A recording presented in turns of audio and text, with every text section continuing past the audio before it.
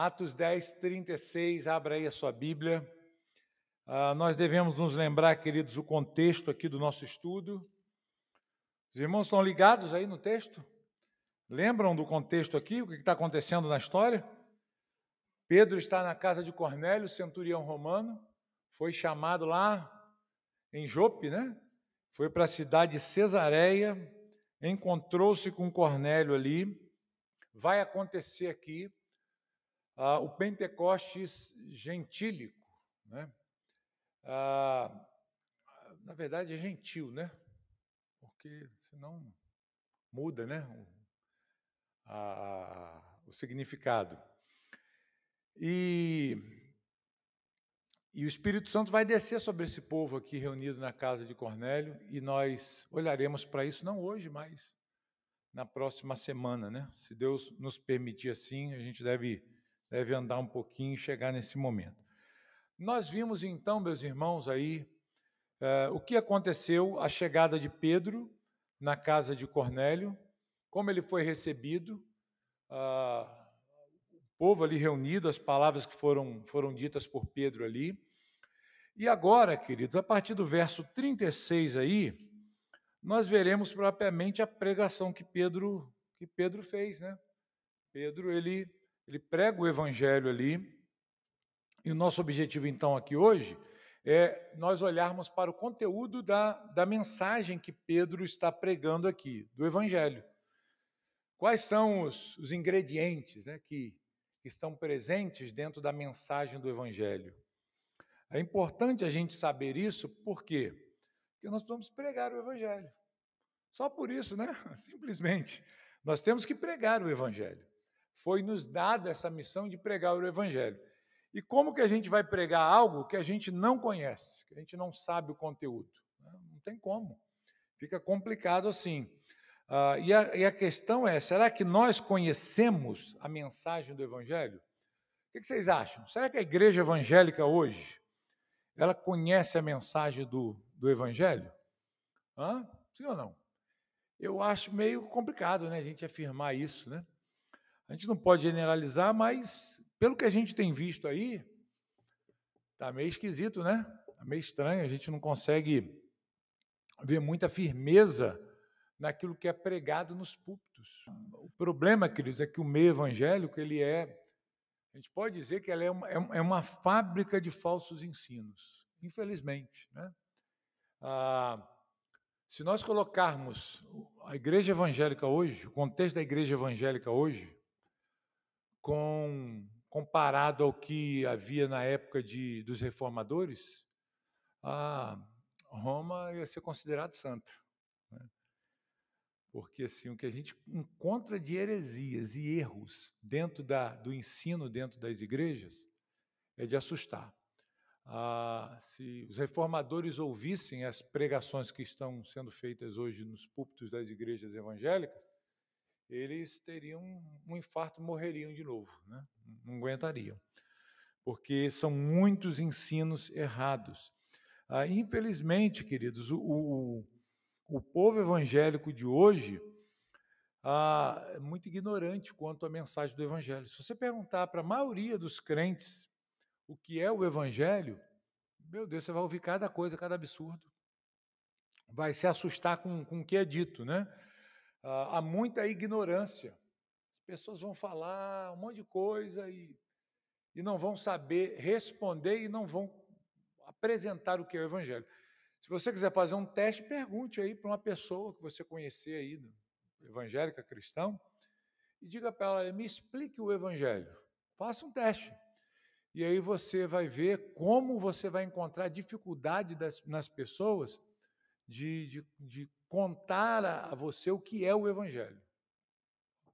Isso é muito complicado nos nossos dias hoje de se ver, mas geralmente as pessoas vão falar assim, olha, Deus tem um plano maravilhoso para você, não é? O que é evangelho? Conta o evangelho, me evangeliza aí, fulano. Aí a pessoa vai falar o quê? Deus tem um plano maravilhoso para a sua vida. Não é assim? Geralmente é isso, pessoal. Sua vida, Jesus pode te abençoar, vai te dar felicidades, entrega sua vida para Jesus. O que mais? Só vitória. O que mais? Que mais que a gente ouve aí? Quando a gente pede para falar do Evangelho, né? As pessoas inventam cada coisa, né? E isso é complicado, queridos, porque Deus tem um plano maravilhoso para você, não é o Evangelho. A gente vê na rua aí, eu gosto sempre de dar esse exemplo para os irmãos, a gente para no sinal, aí vê o pessoal passando com a faixa, né? Estende a faixa lá no sinal, sorria, Jesus te ama. Aí ela pensa que está evangelizando fazendo isso. É evangelho isso, irmãos? Não, o cara acabou de sair do motel, né? Adulterando, se prostituindo, aí ele está com o coração, a mente pesada, meu Deus, fiz uma coisa errada. Aí chega no sinal, estende uma placa para ele lá, sorria, Jesus te ama. Ele fala, graças a Deus, já estava preocupado aqui, né? Pensei que Jesus estava me odiando pelo que eu fiz, mas não, ele me ama, então tá bom. Fala aí, irmão. Muito longe. Então, hoje o contexto aqui é o evangelho, querido, as pessoas acham assim, meu Deus, você fica assustado, né? Quer falar? Não, né? Fez só um sinalzinho assim, pensei que fosse. Mas é isso, queridos. Isso é um problema, né?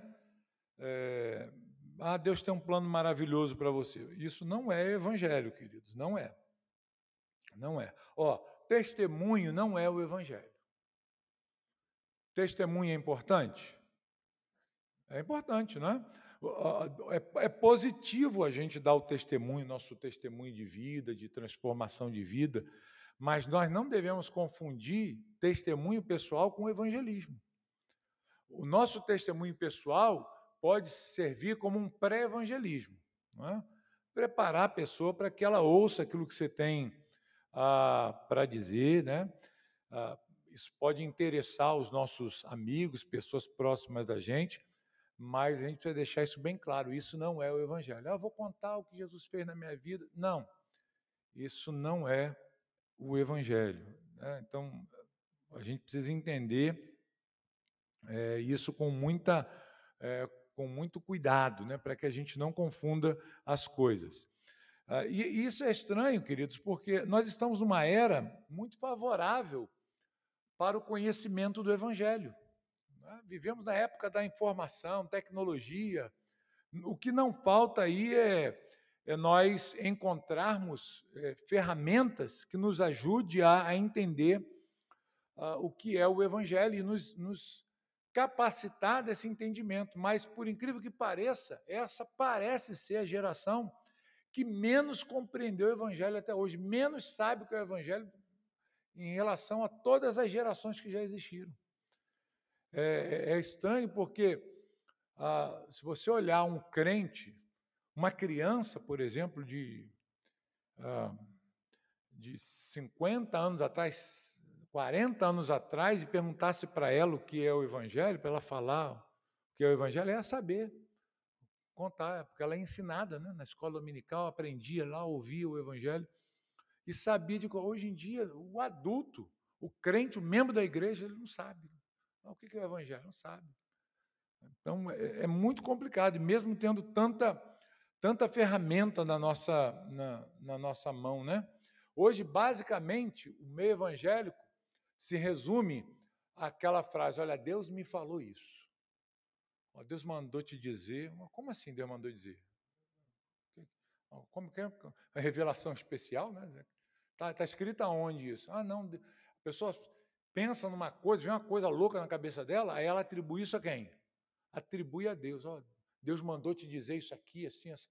Gente, isso não é evangelho, isso não é evangelismo. Então, hoje nós veremos aqui, mais uma vez, queridos, nós já vimos isso, o conteúdo da pregação apostólica. Várias vezes no livro de Atos a gente vai olhar para essa realidade, né? Em diversas ocasiões aqui, nesse livro, nós encontramos exemplos de pregações ou de pregação apostólica.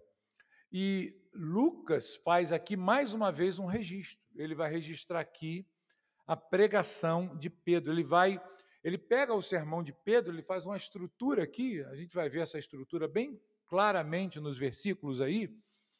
Ele estrutura o sermão de Pedro de maneira que isso fique fácil de compreender o que Pedro está falando, né? O sermão de Pedro, se os irmãos se lembram aqui, ele é muito parecido com um sermão lá de Atos 2. Atos 2 foi quando Pedro pregou ali em Jerusalém. Ele faz o seu primeiro sermão. O sermão aqui basicamente é a mesma coisa. A diferença do sermão que nós leremos aqui no texto para aquele de Atos 2, ele se baseia praticamente num ponto que Lucas ele enfatiza aqui na pregação de Pedro sobre as obras de Jesus. Lá em Jerusalém, na ocasião do Pentecostes, Pedro não menciona essas coisas, mas aqui ele faz. Essa é a única diferença. O restante, se os irmãos quiserem fazer essa comparação aí depois, os irmãos podem ver aí que é basicamente o mesmo sermão, apenas com uma menção às obras de Jesus, né, as obras que Jesus fez. Então vamos olhar aí, gente. Vamos ler primeiro? Vamos ler primeiro, né? Vamos ler primeiro o texto. Eu aqui abri o meu texto, versículo 36. Vai ser do 36 ao 43 aí. Acharam? Então diz assim, olha, eu vou ler estou lendo na NAA. Esta é a palavra que Deus enviou aos filhos de Israel, anunciando-lhes o evangelho da paz por meio de Jesus Cristo. Este é o Senhor de todos. Vocês sabem o que aconteceu em toda a Judéia, tendo começado na Galiléia, depois do batismo que João pregou, como Deus ungiu a Jesus de Nazaré com o Espírito Santo e com poder. Jesus andou por toda parte fazendo bem e curando todos os oprimidos do diabo, porque Deus estava com ele. E nós somos testemunhas de tudo o que ele fez na terra dos judeus e em Jerusalém. Depois eles o mataram, pendurando no madeiro. Mas Deus o ressuscitou no terceiro dia e concedeu que fosse manifesto, não a todo o povo, mas as testemunhas que foram anteriormente escolhidas por Deus, isto é, a nós que comemos e bebemos com ele, depois que ressurgiu dentre os mortos. Jesus nos mandou pregar ao povo e testemunhar que ele foi constituído por Deus como juiz de vivos e de mortos. Dele, todos os profetas dão testemunho de que, por meio do seu nome, todo que nele crê recebe remissão dos pecados. Então, daí, gente, esse é o texto dessa noite. Vamos olhar aí agora de forma mais pontual, né? Como é que esse sermão é estruturado? Nós veremos aqui hoje, então, nosso objetivo é nós olharmos aqui o conteúdo do Evangelho, o que é o Evangelho, né? Em cada ponto aqui do sermão de Pedro, a gente vai encontrar essa realidade. Então, eu fiz aqui uma divisão, como a gente sempre faz aí nos nossos estudos. O primeiro ponto aí, quem está anotando, gosta de anotar o estudo, o Evangelho é a mensagem da paz. Esse é o primeiro ponto aí. Quem quiser anotar, a gente vai ver na primeira parte aí do versículo 36.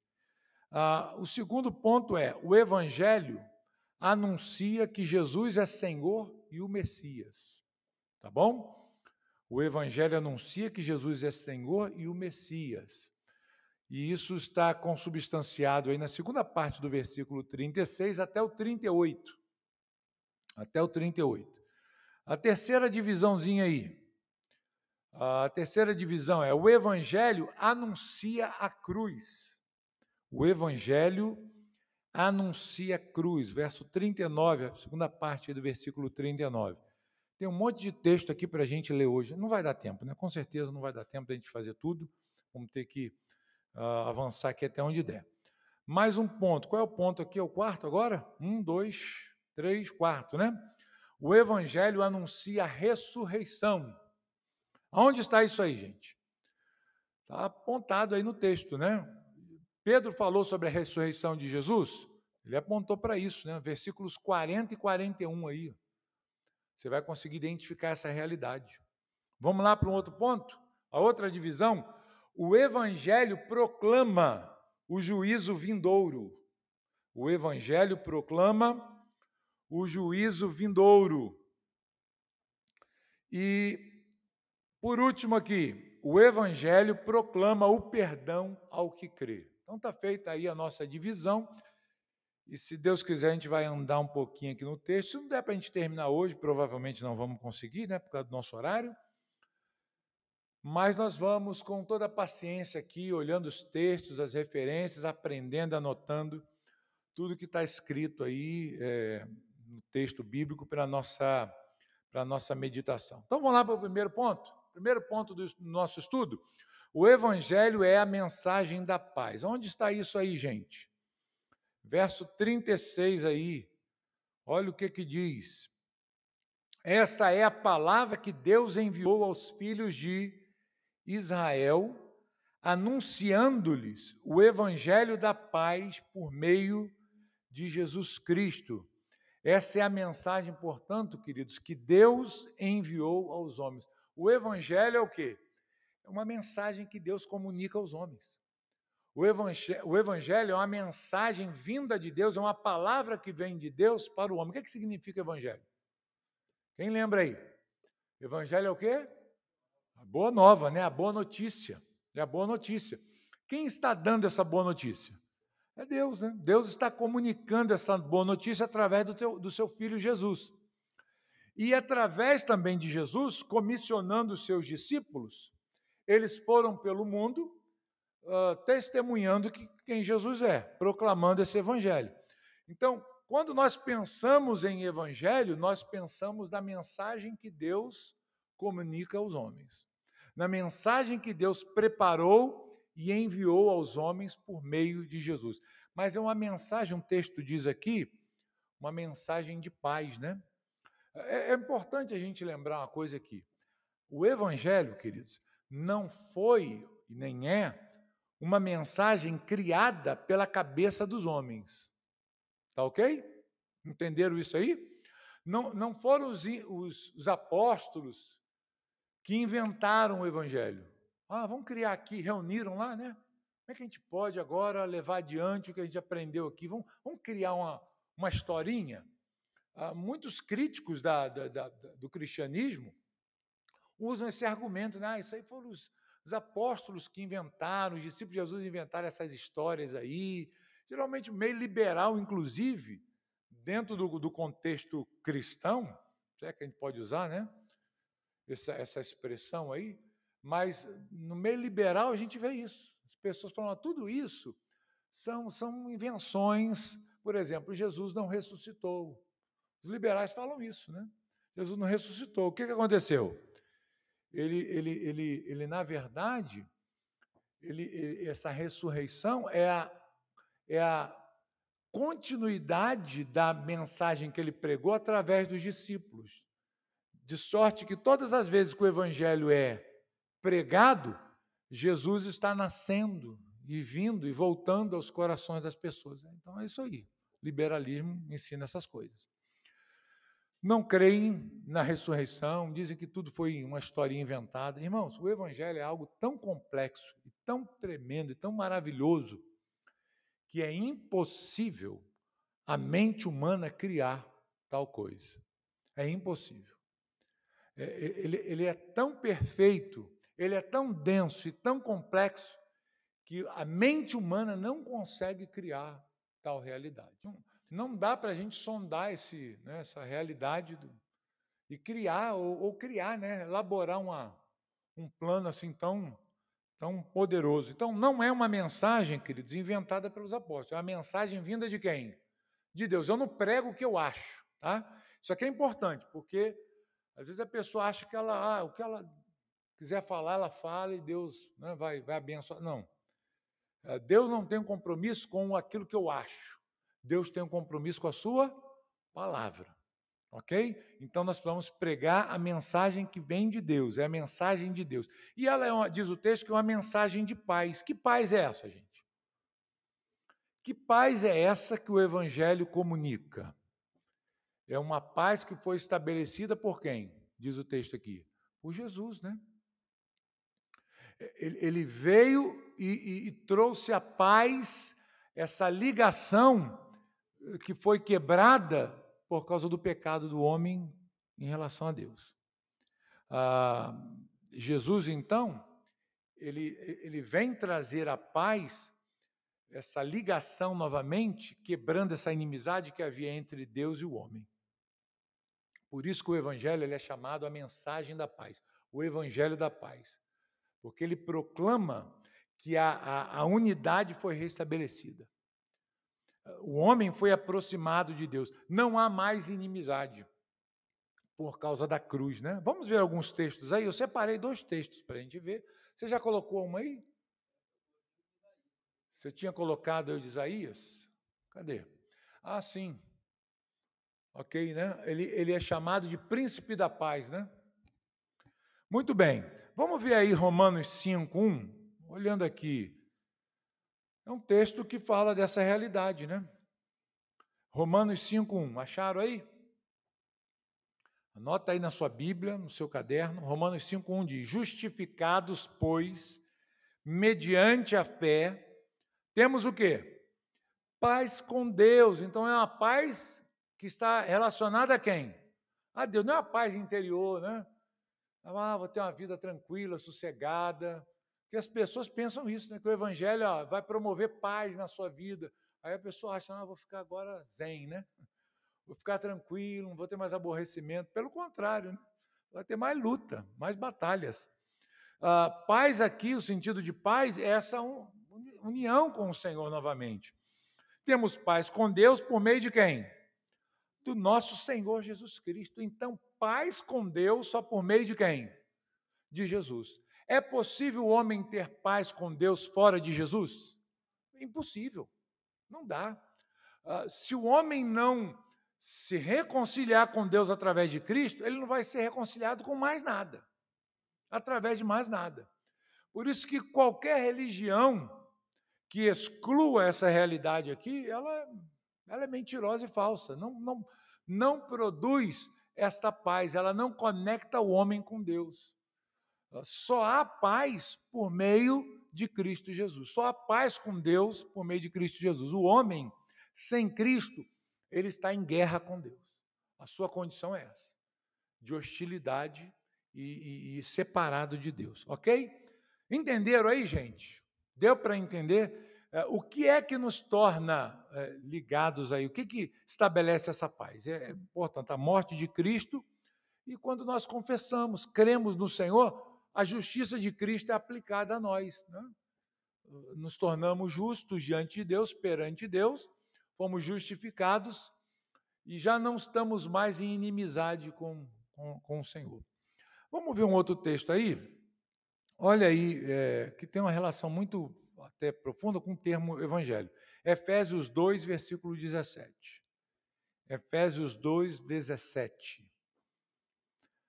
E quando veio, Cristo evangelizou paz a vocês que estavam longe e paz também aos que estavam perto. Então, Cristo veio ao mundo para quê? Para trazer essa boa notícia de reconciliação, trazer essa paz. Quem é aqui aqueles que estavam longe e quem é aqueles que estavam perto?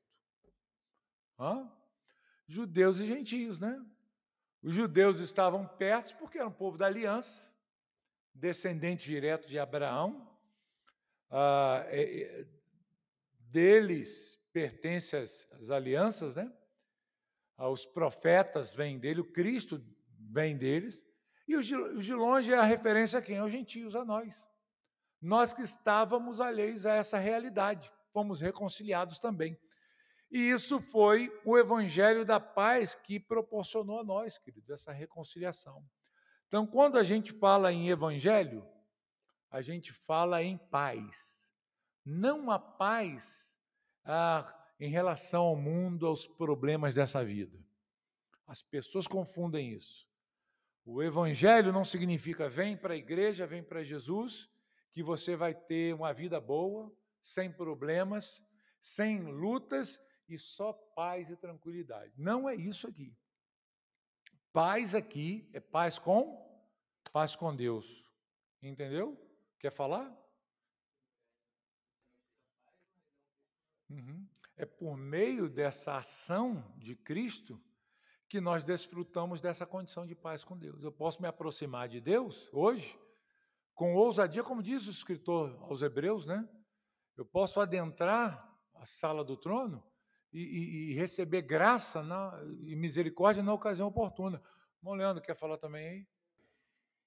Muito bem. Ficou claro aqui, gente? Nós citamos aqui algumas referências, os irmãos também colaboraram aí com alguns versículos. Então vamos seguir aqui. Vamos ver outro ponto. Já vimos aqui que o Evangelho é a mensagem da paz, a mensagem de Deus para o homem, trazendo a paz. Depois, o Evangelho anuncia que Jesus é Senhor e o Messias. Isso aqui é muito importante. É a chegada do Messias que está sendo apontada aqui, né? Que Pedro está mencionando aqui. Vamos ver então aqui, verso 36, aí na segunda parte do versículo. Ele diz assim: por meio de Jesus Cristo, este é Senhor de todos. Vocês sabem o que aconteceu em toda a Judéia, tendo começado na Galiléia, depois do batismo que João pregou. Então veja aqui, esses homens aqui na casa de Cornélio eram gentios, mas há uma pressuposição aqui de que eles já conheceram um pouco dos feitos de Jesus, não é verdade? Embora não fossem judeus, mas os atos de Jesus se espalharam por toda aquela região, gente. Você vai ver que lá no final, antes da crucificação, até os gregos querem vir para se encontrar com Jesus. A fama de Jesus se espalhou por toda a terra, para além da nação de Israel.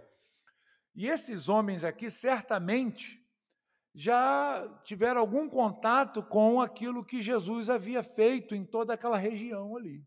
Experimentaram, né, essas notícias, de alguma forma, ouviram dizer. 3 anos de ministério de Jesus, muitos milagres, muitos sinais, impossível de não saber. E aí Pedro, então, começa mostrando essa realidade aqui, né? Dizendo, olha, vocês sabem o que aconteceu a partir lá do batismo de João, se referindo aqui a João Batista. Como Deus ungiu a Jesus de Nazaré com o Espírito Santo e poder. Jesus andou por toda parte fazendo bem e curando todos os oprimidos do diabo, porque Deus estava com ele. Isso aqui é muito importante, queridos. Aqui é que a gente vê aquilo que Pedro não fala no seu primeiro discurso, na sua primeira pregação. Ele menciona as obras de Jesus, os feitos de Jesus. Isso é importante mencionar, por quê? Porque Pedro ele procura mostrar aqui a messianidade de Jesus. Ele é o Cristo, Jesus é o Cristo. O que significa Cristo? Cristo é o equivalente no hebraico a Messias, né? Ele é ungido. É aquele que foi prometido por Deus para a salvação do seu povo. Então, Pedro ele quer destacar isso. Jesus ele é o Cristo. Algumas pessoas acham que Cristo é o sobrenome de Jesus, né? Jesus Cristo da Silva, né? Sei lá. Aí você coloca o outro nome que você quiser. Mas Cristo é um título. Ou Messias, né? É um título que ele recebeu. E isso está ligado àquilo que ele iria fazer, o seu ofício. Por isso que Pedro menciona aqui que ele foi ungido com o Espírito Santo. Quando isso aconteceu, gente? Vamos lá. Quando foi que isso acontece? Hein? Eu ouvi aí, no batismo, né? Quando Jesus é batizado, lá onde ele começa o ministério, sai das águas, o que o pai dá testemunho do filho dizendo o quê? Esse é o meu filho amado, em quem me comprazo. E o que é visto descendo sobre Jesus? O Espírito Santo, em forma corpórea de uma pomba, né? E pousando sobre ele. Então, mostrando aqui que ele é o ungido de Deus. E como ungido, ele deveria exercer aquilo que competia ao Messias fazer. Se nós olharmos lá para Isaías, capítulo 61, a gente vai ver as obras mencionadas por Isaías que o Messias faria. Então, veja aí, queridos, como isso é apresentado. Isaías 61, vamos ver aí os versos 1 e 2. Isaías 61, acha aí na sua Bíblia. Então, Lucas escrevendo aqui, né, relatando a pregação de Pedro, Pedro disse, olha, Deus Pai ungiu Jesus com seu Espírito, seu Santo Espírito. E isso para que ele exercesse a sua o seu ministério, o seu ofício. Isso que é a palavra Messias, como eu disse, significa isso, né? Ungido, né? Ungido para quê? Para exercer o que tem que ser feito no seu ofício, né? As funções necessárias para que alguém pudesse exercer essas funções, deveria receber a unção. Os reis, por exemplo, eles eram ungidos, os sacerdotes eram ungidos para exercer as funções no templo, né? E Jesus precisou ser ungido exatamente para isso. Não com óleo, mas pelo próprio Espírito, né, vindo sobre ele para inaugurar o ministério messiânico. Olha o que diz aí o texto, que o Messias faria. Acharam aí? O Espírito do Senhor Deus está sobre mim, porque o Senhor me ungiu para pregar as boas novas aos pobres. Olha aí. A unção veio para quê? Com uma finalidade, né? Pregar primeiro, boas novas aos pobres.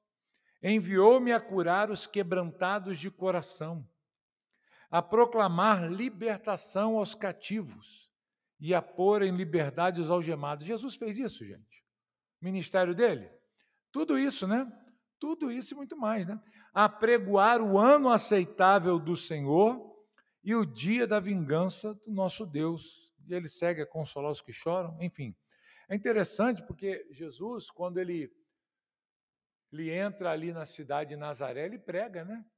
Lembra disso? Ele prega essa mensagem. Vamos ver aí o texto, capítulo 4 de Lucas. Olha aí, Lucas 4, versículo 16. Jesus foi para Nazaré, onde havia sido criado. Num sábado, entrou na sinagoga, segundo o seu costume, e levantou-se para ler. Então lhe deram o livro do profeta Isaías. E abrindo o livro, achou o lugar onde está escrito, que é a passagem que nós acabamos de ler aqui, né? Capítulo 61, ele diz: o Espírito do Senhor está sobre mim, porque ele me ungiu para evangelizar os pobres, enviou-me a proclamar libertação aos cativos e restauração da vista aos cegos, e a pôr em liberdade os oprimidos, e a proclamar o ano aceitável do Senhor. Ele para por aqui, né? Ele não menciona o dia da vingança do nosso Deus. Quando é o dia da vingança do nosso Deus? Isso é um episódio? Bem, ele ocorre, aí depende da sua visão escatológica, né? Alguns atribuem o dia da vingança do nosso Deus ao juízo que veio no ano 70, quando Jerusalém foi destruída totalmente. O Senhor veio e destruiu a cidade de Jerusalém e vingou, né, em relação a tudo aquilo que os judeus haviam feito em recusar a Cristo, o Salvador, e a crucificá-lo. Então, eles padeceram terrivelmente. Alguns olham para o texto e falam, bem, houve lá também esse dia da vingança, mas há também um dia vindouro, que será o dia em que o Senhor voltará para julgar o mundo, né? Julgar o mundo, estabelecer aí a eternidade, uma realidade eterna, onde todos estarão diante do Senhor, ele julgará um por um e retribuirá a cada um segundo as suas obras, né? Então, aí depende, o que você é, né? Qual é a sua visão escatológica aí, né? Então, fala aí, irmão. Você vai falar a sua visão? Vamos lá. Uhum. Com o segundo cumprimento, né? É uma ideia mais idealista, né? E futurista também, né? Porque menciona um primeiro cumprimento e o segundo cumprimento no dia de Cristo, na volta de Cristo. Dentro da visão milenista, geralmente entende dessa forma. A visão pós-milenista, que eu sou mais, assim, apegada a ela, né? Ela entende um pouco diferente. Ela entende que esse juízo aconteceu no ano 70.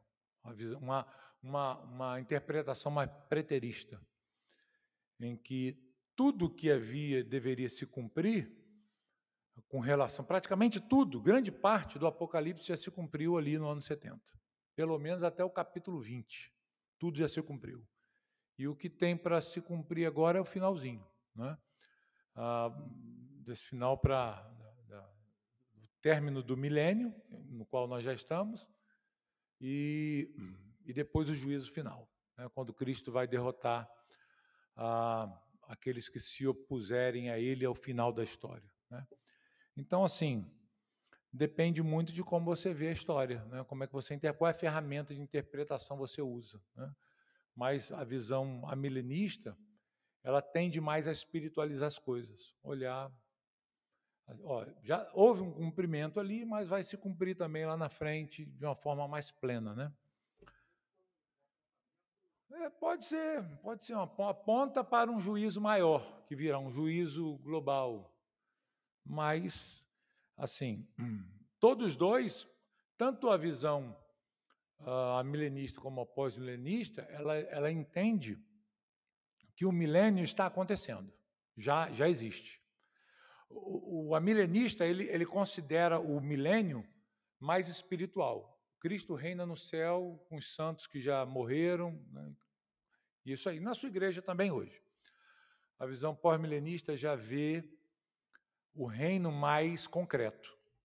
O reino é literal, ele ocorre nessa terra. Nós já estamos no milênio, não necessariamente um milênio de 1000 anos, né? A história vai seguir à frente.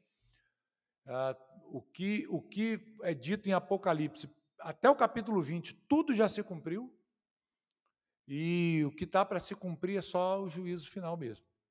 Cristo vai voltar em pessoa, fisicamente, as nações vão se reunir diante dele, vão ser julgadas diante dele, né? A visão pós-milenista acredita que o mundo vai cada dia mais conhecer o Evangelho vai se espalhar, o reino de Cristo vai se espalhar na Terra. Então, essa é a ideia. Então, já se cumpriu, né? Então, é por isso que eu falo, há duas maneiras de você ver isso aí. Fala, irmão, você levantou a mão aí também? E nós já acabamos, hein?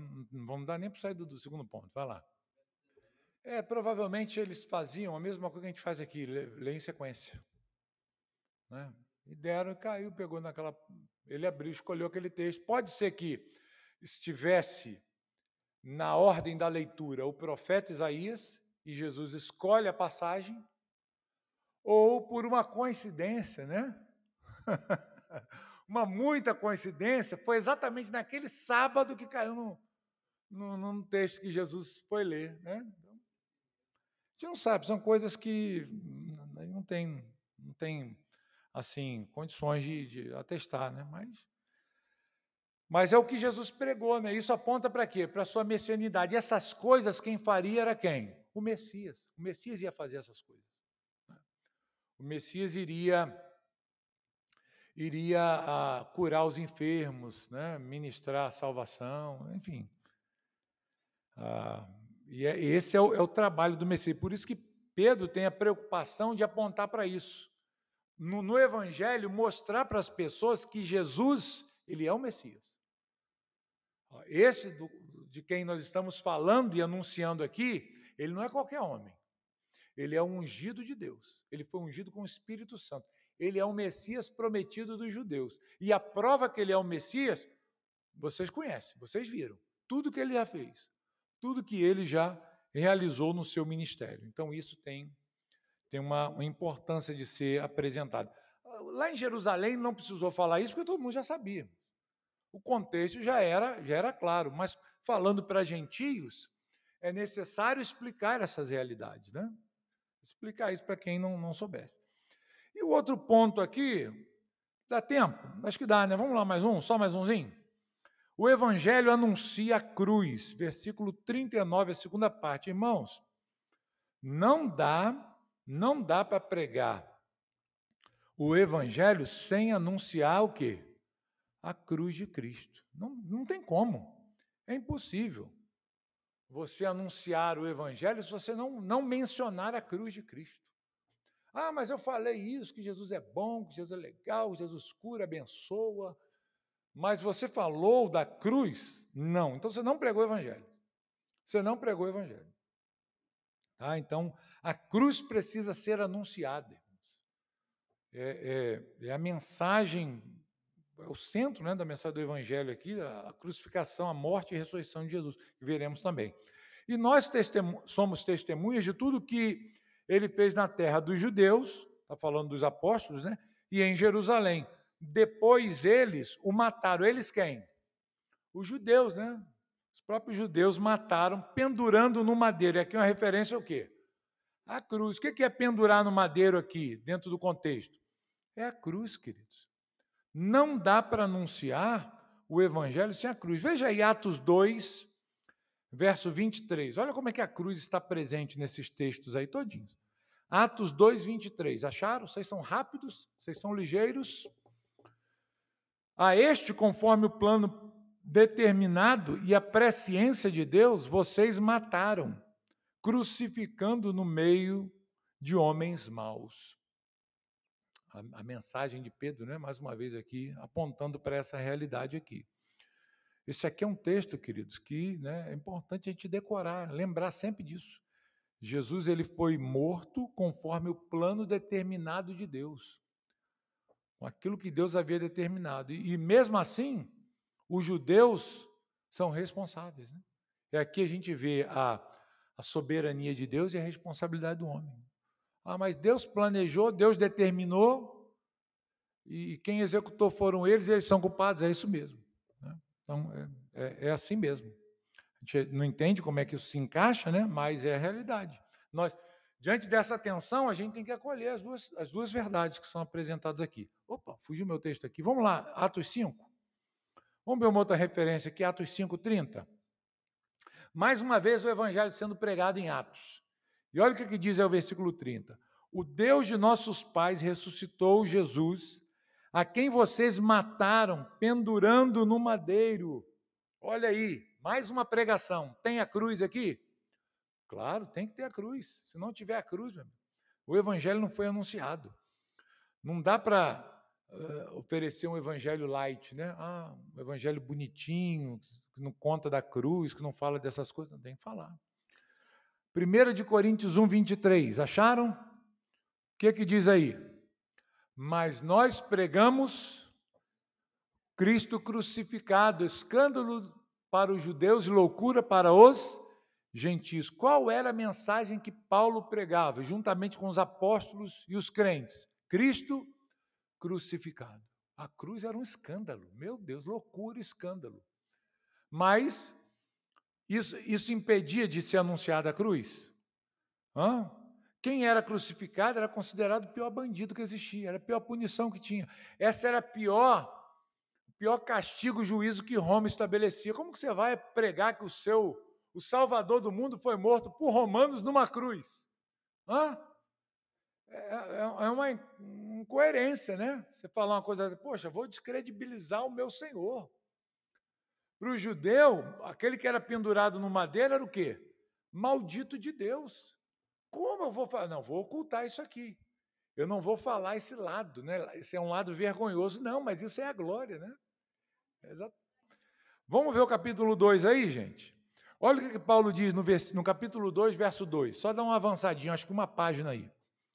Porque decidi nada saber entre vocês a não ser Jesus Cristo. E este o quê? Crucificado. Olha aí. Veja como que Paulo se gloriava nisso. Não é verdade? Bacana, né? Gálatas 3:1. Olha o que Paulo diz para as igrejas da Galácia. Ó Gálatas insensatos, quem foi que os enfeitiçou? Não foi diante dos olhos de vocês que Jesus Cristo foi exposto como crucificado? Olha aí. A ideia que Paulo passa aqui para a gente é que ele pregou de uma maneira tão poderosa o evangelho para os galateus lá, que era como se Jesus estivesse ali diante deles sendo crucificado e Paulo mostrando essa realidade. E como é que vocês foram fascinados por outros? Vocês que praticamente viram, né, de forma ilustrativa aqui, Cristo crucificado na pregação do meu evangelho. Então, no evangelho de Paulo, ele não negava de forma alguma essa crucificação. Fala aí, irmão. É porque eles consideram, eles olham para essa passagem, Leandro, como uma referência a Israel.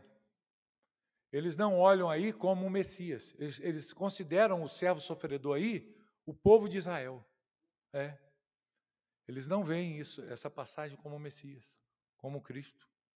É por isso que eles... Claro, né? Só que é por isso que o coração do homem precisa ser aberto, seus olhos precisam ser o quê? Desacortinados, né? Senão ele fica cego diante de uma clareza imensa aqui do texto. Então, é triste isso, ver uma coisa assim, né? Mas é a realidade, né? Por que Cristo tem que ser anunciado, queridos, como crucificado? Por que isso tem que ser anunciado? Porque Jesus, irmãos, ele é o sacrifício pelos nossos pecados, não é verdade? Ele é o Cordeiro de Deus que foi morto pelos nossos pecados. Então a cruz precisa ser anunciada. Essa realidade não pode ser oculta, não pode ser escondida. Ela não pode estar oculta aos olhos das pessoas diante do pregador do Evangelho. Ele tem que mostrar isso. Olha. Por que Cristo morreu? Cristo morreu para me dar um exemplo de perdão, de amor. Nada disso. Ele pode nos ensinar essas coisas também? Pode, mas o propósito não é esse. Ele morreu como maldito de Deus ali pelos nossos pecados. Então isso tem que estar na mente, né? Quando você pregar o Evangelho, você precisa mencionar isso, porque ele foi para a cruz por causa do meu pecado, do seu pecado. Ele pagou o preço que nós não poderíamos pagar por nós mesmos, né? Então, ele leva o nosso pecado. A gente viu aí Gálatas 3, né? Olha o que diz o versículo 13. A gente leu 1, né? Olha só, Cristo nos resgatou da maldição da lei, fazendo-se ele próprio maldição em nosso lugar. Como que ele se fez maldição em nosso lugar? Olha o que ele diz aí. Porque está escrito, maldito todo aquele que for pendurado em madeiro. Ok? Então, na cruz ele se faz maldito por mim. Ele leva o meu pecado, a minha chaga, a minha iniquidade, né? Ele recebe ali o salário que eu deveria receber. Qual é o salário do pecado? A morte, né? Veja aí, Romanos 6, 23, né? Coloca aí, Otávio, deixa eu abrir aqui. Romanos 6, 23, é um versículo conhecido, né? Porque o salário do pecado é a morte. Então, Jesus na cruz estava recebendo um salário que era meu. Eu deveria receber, né? Você deveria receber. Ele recebe no nosso lugar. Mas o dom gratuito de Deus é a vida eterna em Cristo, Jesus nosso Senhor. Ok, gente? Entenderam? Ficou claro aqui? Falta ainda a gente olhar, o Evangelho anuncia a ressurreição, o Evangelho proclama o juízo vindouro, não dá para esconder isso. Não quero falar isso não, porque pode assustar as pessoas. Não, tem que falar, senão você não está pregando o Evangelho. Não. Tem que falar do juízo, irmãos. Tem que anunciar. E o Evangelho também proclama o perdão. O Evangelho é a boa notícia, né? Então, qual é a boa notícia? Que os nossos pecados são perdoados. Mas antes de você receber a boa notícia, você recebe a má notícia. Então, antes do pecador ouvir a boa notícia, ele tem que ouvir a má notícia. Sempre, sempre. Quando você for pregar o Evangelho, lembre-se sempre disso. Eu nunca começo com a boa notícia, porque a pessoa nunca vai entender o significado disso. Você tem que mostrar a condição dela. Quem Deus é, a condição do homem sem Deus, e aí depois você diz, olha, mas Deus reverteu esse quadro através da morte do seu filho. Nele nós temos perdão. Então nós veremos tudo isso aqui, se Deus quiser, na próxima semana, na próxima quarta-feira. Concluiremos aqui, né, esse ponto e caminharemos mais um pouquinho. Dúvidas, irmãos? Alguém quer falar alguma coisa? Vocês estão pensando no bolo que está lá no pão, né? No café que está lá atrás, né? Fala, irmão, você quer falar?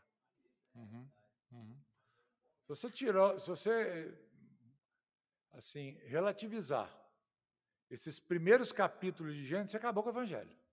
Acabou o cristianismo. Por isso que isso é tão atacado. E é exatamente porque fala da queda do homem, né? A queda do homem.